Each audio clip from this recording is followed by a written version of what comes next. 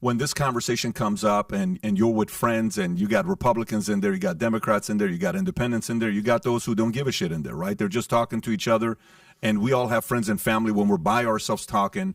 Some will say, well, Pat, you say what you want, but Donald Trump, when he was president, there was no war. Nobody thought about ISIS, Palestine and Israel. Look at all the stuff that he did, and everybody was afraid that was going to be World War III under Trump, but that never was a trending topic on Twitter, et cetera, et cetera. Look what Biden is doing. He's causing World War III. We can potentially go there, and look how much problems we're having on the way we left Afghanistan. And by the way, these are people, some people that are saying this are people on the left that are saying this. Matt Zeller, former CIA agent who, on Brian Williams talked about, hey, the way we left Afghanistan, that shouldn't have been the right way to leave. There's a lot of people that are not happy about the way we've handled things under a Biden administration. And a lot that we're hoping that a Biden would have been somebody that would have been more peaceful, less war, less issues. But it seems like every other day you turn on the news, there is some kind of issues going on, whether it's Afghanistan, whether it's Iran, whether it's Ukraine, whether it's Russia.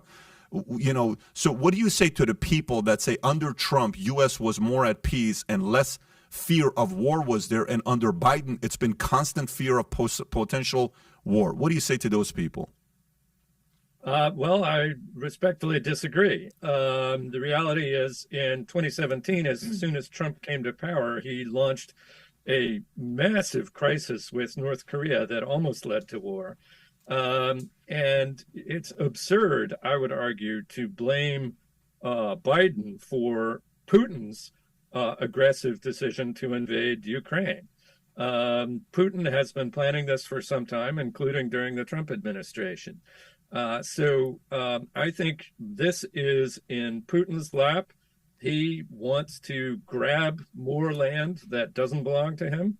And the world has appropriately stood up to that aggression. The United Nations General Assembly just voted overwhelmingly to condemn Russia's annexation of Ukrainian land as illegal under international law.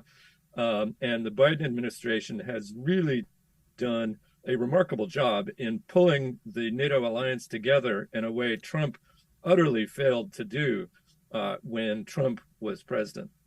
Got it. I have a question. Yeah. Just so we're all clear, would you reveal where you lean politically? Are you on the left? Are you on the right? Are you more of a moderate? Are you just a believer in common sense? Are you just an educator? What would you reveal? So I regard myself as a political centrist, but it is true that I have served in the past in Democratic administrations and have largely offered my advice primarily on the Democratic side. Okay, so does that negate you from having credibility?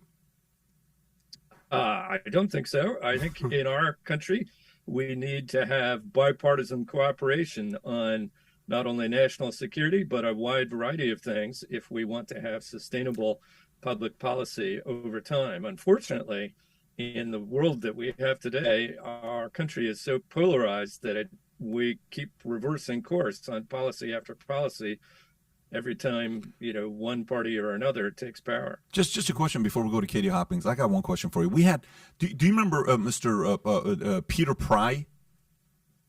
Yep. Okay, we had him on a couple times. Rest in peace. He just passed away. Passed away about a month ago. A month and a half ago, 2 months ago. I don't know if you knew that or not. He just passed away. Yeah, Peter. Did you know Peter Pry? No, but you just broke that news. So. Oh, yeah, he just passed away 2 months ago. We had him on the podcast twice in a span of a month, and then 2 months later he passed away. Crazy. Are you familiar with what his belief system, what he believed? He viewed the nuclear threat that we had. Did you and him speak regularly? Because I like what you just said right now, where Adam said, do you lose credibility to say what you say? And he said, no, this is how America is. We get to sit there and debate and, agree and disagree. And we get to say, well, I agree with Professor Bunn. I agree with Peter Pry. How different of a worldview did you have when it comes down to nuclear threats from Peter Pry, the late Peter Pry? So I think somewhat different. There are lots of different views in these areas. Peter was especially concerned, I would argue, almost obsessively concerned about one particular aspect of the nuclear threat, which is the possibility of a hostile state detonating a nuclear weapon up in space, where it could create a massive electromagnetic pulse that would short out a lot of our electrical systems over much of the United States if it were a big enough bomb detonated in the right place. And Peter did a lot of great work on elucidating that threat, but I would argue that's only one of many nuclear threats that we face. Got it. Thank you for that, Katie. So my question is about Zelensky and to what extent you think he's actually an authentic or legitimate leader, or whether you think perhaps he is, as I believe, an actor or a puppet, in the sense that he was an actor in rubbers and high heels until relatively recently, and now we're supposed to believe he's Winston Churchill. So my question is about Zelensky. And my second question is, given you say nuclear war is unlikely, to what extent do you think Americans, ordinary Americans, Rust Belt Americans, really care about what's going on in Ukraine? To what extent do you think they could find it on a map? To what extent do you think spending in excess of maybe $1 billion or $1 trillion in Ukraine really matters to people who can't put fuel in their car?